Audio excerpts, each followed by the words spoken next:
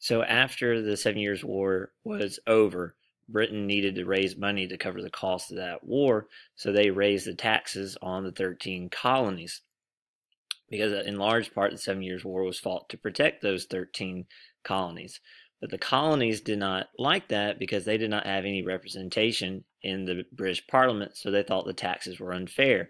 And tensions continued to rise until eventually, on 4th July 1776, the colonies declared independence from Britain, starting the American Revolution. Now, we will eventually win that war with help of the French, the Spanish, and the Dutch, particularly the French. These three countries help us fight against the British, not so much because they believe in our ideas, but because they are enemies of the British and want to get vengeance on the British. And eventually we win and we are successful and we create a new country. Now, our first attempt at government was under the Articles of Confederation, but it was flawed because the central government didn't have enough power to really do anything. So it was a very ineffective government. So we basically threw it out and started all over and came up with the Constitution that we have now. And it's created a federal system where power is shared between the states and national or federal government. The federal government will have the power to levy and collect taxes, raise an army, regulate trade, and create a national currency. Of course, we split our government into three branches inspired by the ideas of Montesquieu.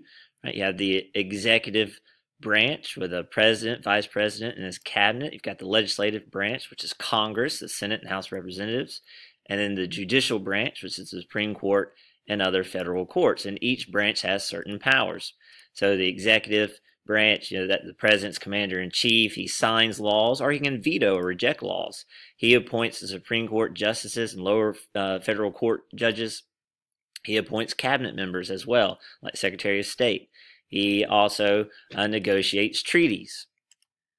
The legislative branch, it writes and passes laws. It can override presidential vetoes. It can approve amendments or changes to the Constitution. It controls taxing and spending. And it has the power to declare war and approve or reject presidential appointments. It also ratifies or passes treaties. The judicial branch interprets the Constitution and decides if a law or presidential act is constitutional. If not, they throw it out.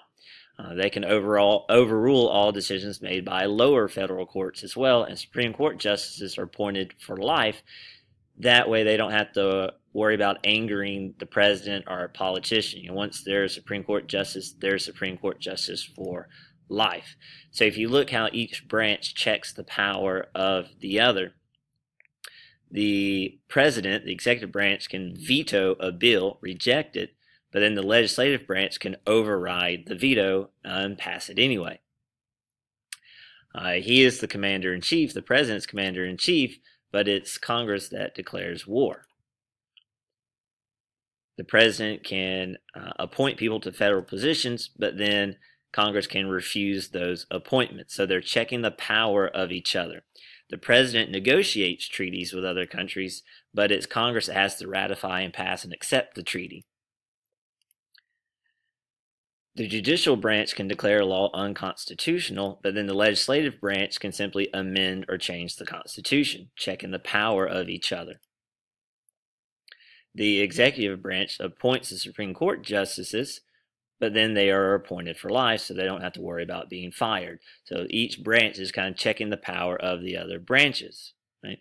That way one branch doesn't have too much power. Remember, this was inspired by Montesquieu. But before the states accepted this new constitution, they wanted additions made to it. They wanted the rights of the people spelled out. So the first 10 amendments of the U.S. Constitution, it's called the Bill of Rights. And the Bill of Rights, they guarantee things like freedom of speech, press, and religion, trial by jury, protection from unreasonable search and seizures. Your police have to have a warrant.